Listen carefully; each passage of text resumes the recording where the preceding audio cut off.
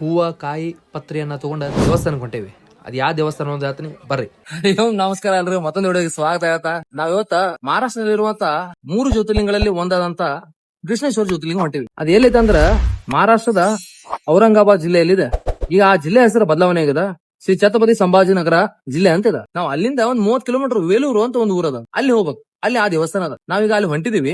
ನಾವು ಮಹಾರಾಷ್ಟ್ರದಲ್ಲಿರುವಂತಹ ಕೃಷ್ಣೇಶ್ವರ ಜ್ಯೋತಿರ್ಲಿಂಗ ದರ್ಶನ ಮಾಡ್ಲಿಕ್ಕೆ 2 ಕಡೆ ಟಿಕೆಟ್ ಬುಕ್ ಮಾಡಿದ್ವಿ. ಒಂದು ಕೊಣ್ಣೂರು ರೈಲ್ವೆ ಸ್ಟೇಷನ್ ಇಂದ ಪುಣೆ ರೈಲ್ವೆ ಸ್ಟೇಷನ್ ವರೆಗೂ, ಇನ್ನೊಂದ ಪುಣೆಯಿಂದ ಛತ್ರಪತಿ ಸಂಭಾಜಿನಗರ ರೈಲ್ವೆ ಸ್ಟೇಷನ್ ವರೆಗೂ. ನಮ್ ನಶೀಬ ಸುಮಾರ್ ರೀ, ಕೊಣ್ಣೂರದಿಂದ ಪುಣೆ ಹೋಗುವಂತ ರೈಲ್ 4 ತಾಸು ಲೇಟ್ ಆಯ್ತು. ಅದಕ್ಕೆ ನಾವು ಬ್ಯಾರೆ ಟ್ರೈನ್ ಹತ್ತಿ ಜನರಲ್ ಬೋಗಿ ಒಳಗೆ ಹತ್ತಿ ಕೂತ್ಕೊಂಡ್ವಿ. ಪುಣೆಗೆ ಬಂದಾಗ ಸಮಯ 7 ಗಂಟೆ ಆಗಿತ್ತು. ನಾವು ಮನೆಯಿಂದ ತಂದಂತ ಊಟ ಅಲ್ಲೇ ಸ್ಟೇಷನ್ ಅಲ್ಲಿ ಮಾಡ್ಕೊಂಡ ಛತ್ರಪತಿ ಸಂಭಾಜಿನಗರ ಹೋಗುವಂತ ಟ್ರೈನ್ ಪುಣೆಗೆ 9 ಗಂಟೆಗೆ ಬಂದ ತಕ್ಷಣ ನಾವು ಹತ್ತಿ ಮಲ್ಕೊಂಡ್ಬಿಟ್ವಿ. ನಾವು ಬೆಳಿಗ್ಗೆ 5:40 ಛತ್ರಪತಿ ಸಂಭಾಜಿನಗರ ರೈಲ್ವೆ ಸ್ಟೇಷನ್ ಬಂದ್ ಮುಟ್ಟಿದ್ವಿ. ಸ್ಟೇಷನ್ ಅಲ್ಲಿ ಹಲ್ಲುದು ತಿಕ್ಕೊಂಡ ಚಾ ಕುಡದ ಸ್ಟೇಷನ್ ಇಂದ ಸ್ವಲ್ಪ ಹೊರಗೆ ಬಂದ ತಕ್ಷಣ ನಾವು ಒಂದು ರೂಮ್ ಮಾಡ್ಕೊಂಡ್ವಿ. ಅಲ್ಲೇ ಬೆಳಗಿನ ಕಾರ್ಯ ಸ್ನಾನ ಎಲ್ಲ ಮುಗಿಸ್ಕೊಂಡ ನಾವು ಛತ್ರಪತಿ ಸಂಭಾಜಿನಗರದಿಂದ ಒಂದು 40 ಕಿಲೋಮೀಟರ್ ವೇರೂಲಿ ಅಂತ ಒಂದು ಊರದ, ಅಲ್ಲಿ ಈ ದೇವಸ್ಥಾನ ಇದೆ. ಅಲ್ಲಿ ಹೋಗ್ಬೇಕಂತ ಬಸ್ ಸ್ಟಾಪ್ ಬಂದ್ವಿ. ಬಸ್ ಇಲ್ಲದೆ ಇರೋ ಕಾರಣಕ್ಕ ಆಟೋ ಹತ್ತಿ ಹೊರಟು. ದಾರಿ ಮಧ್ಯೆ ನಮಗ ದೌಲತಾಬಾದ್ ಕೋಟೆ ನೋಡ್ಲಿಕ್ಕೆ ಸಿಗುತ್ತೆ. ಇನ್ನೊಂದಿಷ್ಟು ಹಳೆಯ ಐತಿಹಾಸಿಕ ಗುರುಗಳು ನೋಡಕ್ ಸಿಗ್ತಾವ. ದೇವಸ್ಥಾನಕ್ಕೆ ಬಂದಾಗ ಸಮಯ 10:30 ಆಗಿದೆ. ನಾವೆಲ್ಲರೂ ಇಳ್ಕೊಂಡ ಅಲ್ಲೇ ಇದ್ದಂತ ಹೂ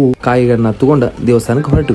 ದೇವಸ್ಥಾನದ ಒಳಗಡೆ ಹೋಗ್ಬೇಕು ಅನ್ನುವಷ್ಟರಲ್ಲಿ ದೇವಸ್ಥಾನದ ಸೆಕ್ಯೂರಿಟಿ ಗಾರ್ಡ್ ನಮ್ಮನ್ನ ಹಿಡಿದು ಬಿಟ್ಟ. ಯಾಕಂದ್ರ ದೇವಸ್ಥಾನದ ಒಳಗಡೆ ಮೊಬೈಲ್ ಬಳಸುವಂತ ಅವಕಾಶ ನಮಗೆ ಇರ್ಲಿಲ್ಲ. ದೇವಸ್ಥಾನದ ಪಕ್ಕದಲ್ಲೇ ಲಾಕರ್ ರೂಮ್ ವ್ಯವಸ್ಥೆ ಇತ್ತು. ನಾವು ಅಲ್ಲೇ ಬ್ಯಾಗ್ ಮತ್ತು ಮೊಬೈಲ್ ಗಳನ್ನೆಲ್ಲ ಇಟ್ಟು ದೇವಸ್ಥಾನದ ಒಳಗಡೆ ಹೊರಟ್ವಿ. ನಿಮಗೆ ದೇವಸ್ಥಾನವನ್ನ ತೋರಿಸುವ ನನ್ನ ಆಸೆ ನಿರಾಸೆ ಆಯಿತು. ಹಳೆಯ ವಿಡಿಯೋಗಳನ್ನೇ ನಿಮಗೆ ತೋರಿಸ್ತಾ ಇದ್ದೀನಿ. ಈ ದೇವಾಲಯವು ಶಿವಪುರಾಣ, ಸ್ಕಂದ ಪುರಾಣ, ರಾಮಾಯಣದಲ್ಲಿ ಕೂಡ ಉಲ್ಲೇಖ ಆಗಿದೆ. 14ನೇ ಶತಮಾನದಲ್ಲಿ ದೆಹಲಿಯ ಸುಲ್ತಾನರು ಈ ದೇವಸ್ಥಾನದ ಮೇಲೆ ದಾಳಿ ಮಾಡ್ತಾರೆ. 16ನೇ ಶತಮಾನದಲ್ಲಿ ಛತ್ರಪತಿ ಶಿವಾಜಿ ಮಹಾರಾಜರ ಅಜ್ಜ ಮಾಲೋಜಿ ಭೋಸ್ಲೆ ಅವರು ಈ ದೇವಾಲಯವನ್ನ ಪುನರುಜ್ಜೀವನಗೊಳಿಸ್ತಾರೆ. 18ನೇ ಶತಮಾನದಲ್ಲಿ ಇಂದೋರಿನ ರಾಣಿ ಅಹಲ್ಯಾಬಾಯಿ ಹೋಳ್ಕರ್ ಅವರ ಮಾರ್ಗದರ್ಶನದಲ್ಲಿ ಪುನರ್ ನಿರ್ಮಾಣವಾಗುತ್ತೆ. ಪ್ರತಿ ಬಾರಿಯೂ ದೇವಸ್ಥಾನದ ಮೇಲೆ ದಾಳಿಯಾದ ನಂತರ ದೇವಸ್ಥಾನದ ಪುನರುಜ್ಜೀವನ ಮಾಡುವಂತ ಕಾರ್ಯ ಎಲ್ಲಿಯೂ ನಿಂತಿಲ್ಲ. ಅದಕ್ಕೆ ಇದೇ ಉದಾಹರಣೆ. ದೇವಾಲಯವು ಕೆಂಪು ಕಲ್ಲಿನ ವಾಸ್ತುಶಿಲೆಯಿಂದ ಅಲಂಕಾರವಾಗಿದ್ದು 5 ಹಂತದ ಗೋಪುರಗಳನ್ನ ಹೊಂದಿದೆ. ನೀವು ಇಲ್ಲಿ ಶಿವಲಿಂಗವನ್ನ ಮುಟ್ಟಿ ದರ್ಶನ ಪಡಿಬಹುದು, ಅಭಿಷೇಕ ಮಾಡಬಹುದು.